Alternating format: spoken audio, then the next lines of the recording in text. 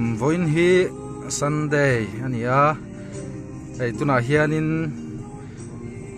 venglaya dora an chuak lok do nia dor advertisement vel boipuin kangkal don ani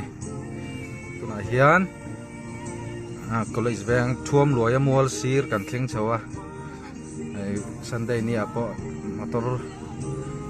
tlan hi an tam lu tuk lo nin na siata tun lai bo ro ka wangin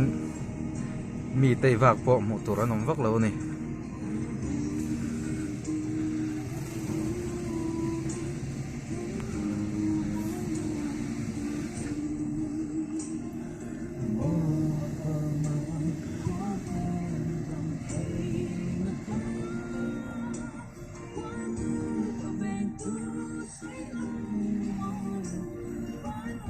lối mel của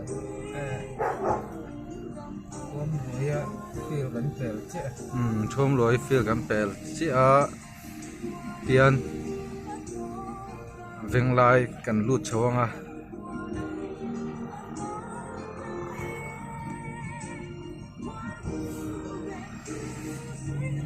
tiếng lai chau hi tlabung peng an ti mai thin khi lai chak lua hian ni to a mi tlabung peng kan lut chau don chi ani tuna hian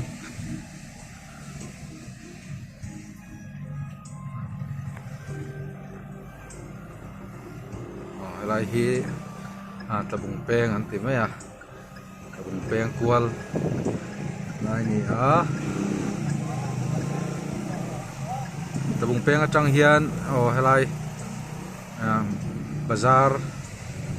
veng pan phaina kong ania helai he atang hian bazar venga kan bakualanga venglaya kan lut chho le don ani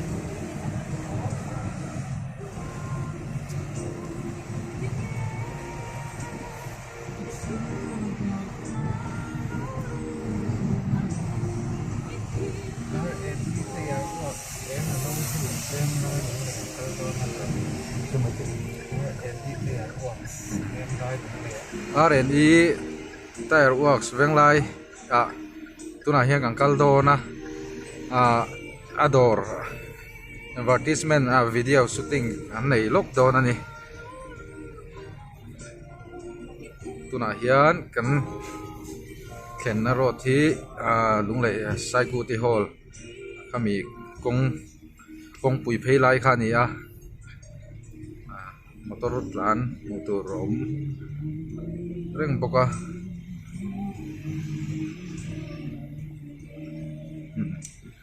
khi lai khi lunglei Saikuti Hall kha ni a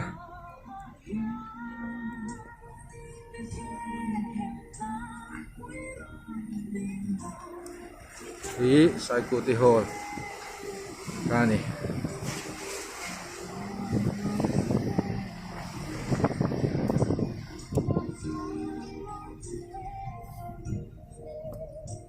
tiền xuất taxi mang tới mà taxi an ning lo van ang dau venglai traffic point kan lut chi a tuna hian lut sang vira only point kan thlenga chuan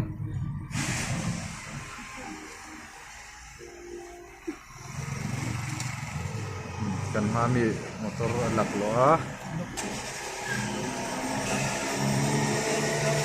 cái qual thei là đấy mày rồi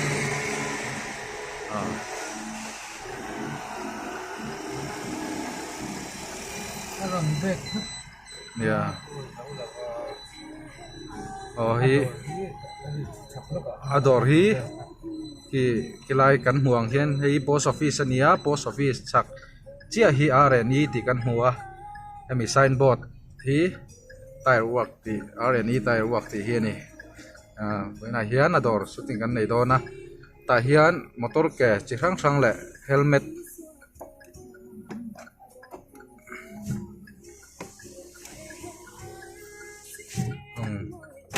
kan chuak lok anga